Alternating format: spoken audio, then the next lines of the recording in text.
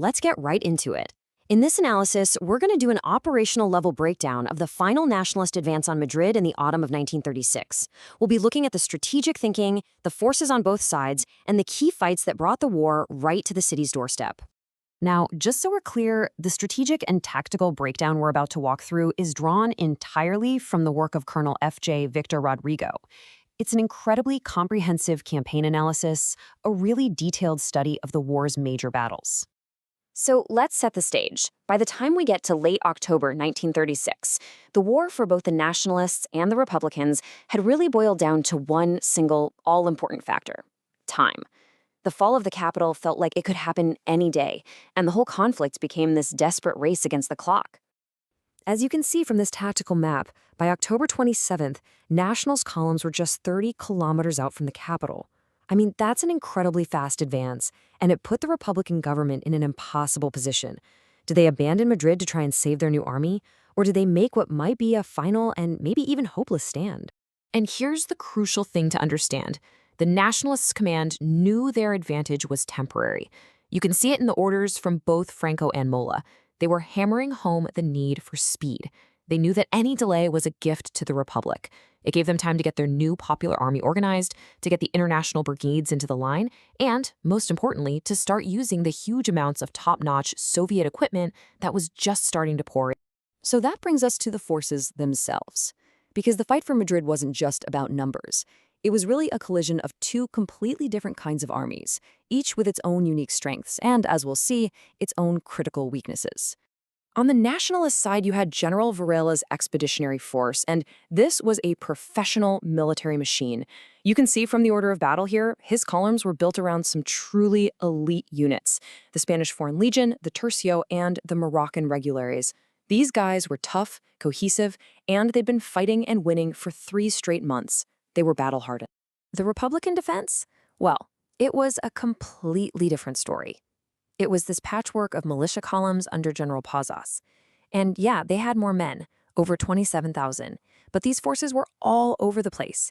They were politically divided, and they just didn't have the professional training, the staff work, or the cohesion of the army they were up against. And by October, foreign aid had become absolutely decisive. The Nationalists were getting help from Italy and Germany, sure, but the tech was just not as good as what the Republic was getting from the Soviets. And what was the real game changer? Those 50 T-26 tanks. This gave the Republicans a serious qualitative edge in armor, an edge that had the potential to change the entire operational picture.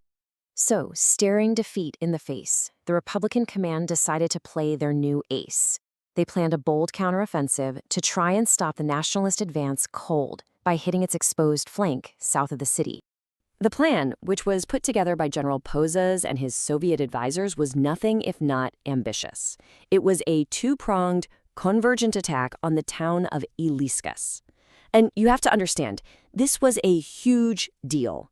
It was the first time the 1st Mixed Brigade, a key part of the new Popular Army, would see combat. And, most importantly, it was the first mass use of those Soviet T-26 tanks. At first, the armored assault looked like a textbook success. The T-26s, with Soviet crews, punched right through, bypassing Cesena and making a clean breakthrough. But then the whole operation just fell apart. The Republican infantry hadn't been trained for combined arms tactics, and they failed to follow the tanks and secure the ground. This left the armor totally isolated. In all the confusion, the tanks went back into Cesena, but alone. In the narrow streets, they were sitting ducks for Nationalist infantry with grenades and Molotov cocktails. They lost 3 tanks just like that. And this schematic, well, it shows you the tactical disaster in no uncertain terms. You can see the infantry under Enrique Lister, just pinned down in the open, completely exposed, totally unable to support the tanks. The notes on the map itself spell it out: chaos, and as Lister himself said, a total failure of coordination. The infantry commander, Enrique Lister, couldn't have been more blunt about it. He said the most important thing was missing: tactical coordination. His men just didn't know how to fight with tanks, and it seems the tankers forgot about the infantry. And the view from the top wasn't any better. General Nikolai Voronov, the senior Soviet advisor, saw the mood back at headquarters. His assessment was brutal. The main offensive had failed because the tactical skill of the militia was, in his words, very low. The Republic's big hope had just gone up in smoke.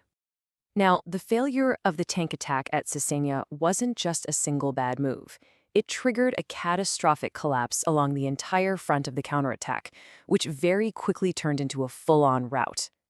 The northern arm of the attack, commanded by Colonel Puigdendalis, got absolutely hammered. As this map shows, his columns didn't just fail to take their objectives, they were completely shattered by nationalist counterattacks. They took heavy losses and just broke, retreating in total chaos.